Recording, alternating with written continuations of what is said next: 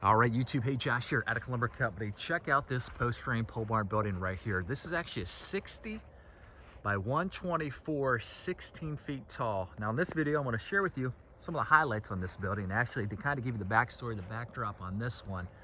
This one's actually out in the country, not a suburban setting, but actually in a rural setting out here, actually in Wainscot County.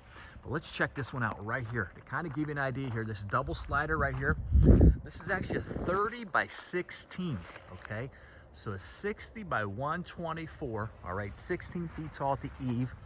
Now, if you're thinking about color selection, that's a red wainscot, all right, white sidewall. Then on the roof right there, that's actually a red as well. Now, if you've been following along here, check out this translucent panel. Now that can come in clear and then also plastic, all right? Or actually, excuse me, clear and white, but you can see that one actually is white. Let me kind of give you a little bit closer. It's a little bit, about 4 o'clock here in Ohio, but see that white steel there? You can see there, that allows in some natural light, but that's actually a white panel right there. Now that wainscot right there, that's actually a 4-foot section. All right, so 16 at the eave right there, but you can see right there, 4-foot section on the wainscot. You can see traditional, I call it traditional, 1-foot overhang there. All right, you can see the soffit, you can see solid and then vented up there. All right, so a nice agricultural post-frame pole barn building right here. Again, 60 by 124, again, white sidewall steel. All right, and I've had people ask me before, what kind of metal do you use? Now, it kind of depends on the job, but sometimes you use 26 gauge, 28 gauge, or 29 gauge, okay? It just kind of depends on the application. Again, it has a paint chalk, then also a fade guarantee. All right, there you can see the translucent panel right there as well. All right, and that kind of gives you an idea. But again, that wainscot right there, that red, as I walk right here, that's actually a 4-foot section.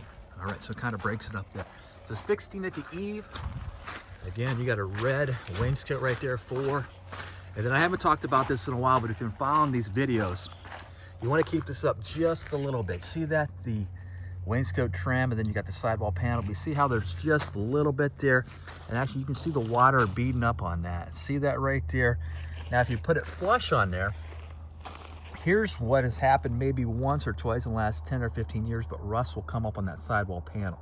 Doesn't happen a lot, but you want to keep that panel up just a little bit. See, there's a little crack there, and you can see how lets that water escape.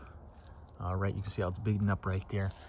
All right, so that kind of gives you an idea here. And you can see what we did actually on our skirt board or baseboard to get this up. You can see we ran a couple, I believe, actually 2x10s, and you can see how we jointed those together. All right, I brought that up to grade there. All right, so you can see the slider right here. And let me see if this is open right here. I will speed up my cadence just a little bit here and see if this man door is open, and then we'll go in here and I'll wrap up this video. All right, yes it is. All right, so it kind of gives you an idea right here. All right, you can see the steel liner panel up there. All right, so an agricultural style building here. You got the sidewalls. Actually, this, let's take a look here, get you a little bit closer on this. But these are actually green guard posts. All right, let me get you a little closer here. All right, so you definitely have different post selection, 3-ply, 4-ply, laminated columns, 4x6, 6x6, but again, 60 foot in width. And you can see right here, this is kind of like an asphalt coating. Again, state of Ohio, we're going down 54 inches. We're backfilling it with 401 stone right here. All right, and we're setting that actually on a concrete cookie. And then you can see the baseboard, the skirt board right here.